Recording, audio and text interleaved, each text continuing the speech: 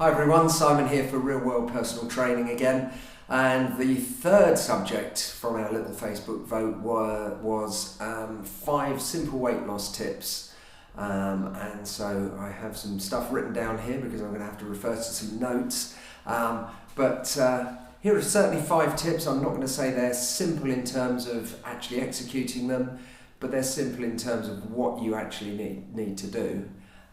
The problem is actually doing them, as we all know. So the first thing is understand how much food you need to eat in order to be able to lose weight. This is something you can work out yourself. It's something I could probably work out easier for you, or a PT worth their weight should be able to help you with this. So if you've got a bit too much weight, fat on your body, then obviously you're probably eating too much.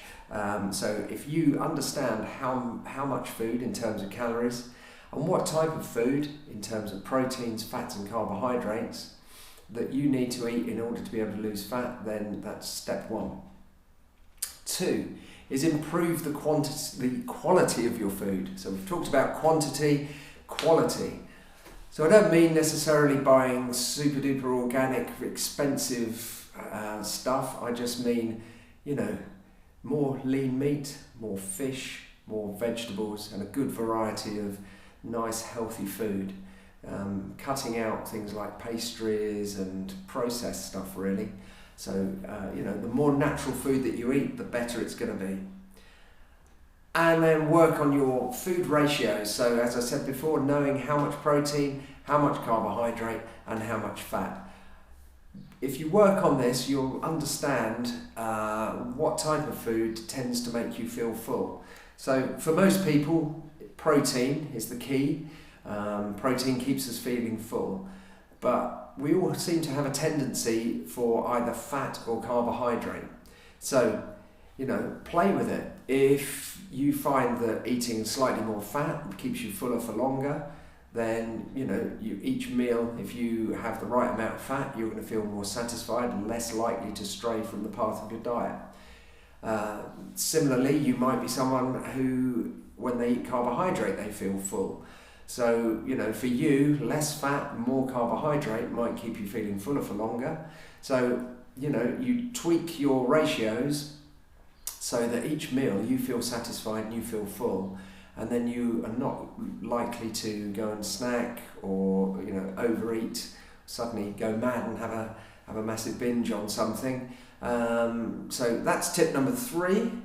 Number 4 is eat until you're 80% satisfied.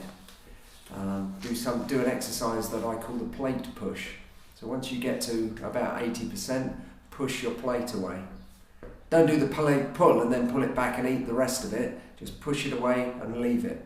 There's another meal coming. So, if you're 80% full, by the time that next meal comes around, you're going to be ready for it, but you're not going to overeat, and that's the key.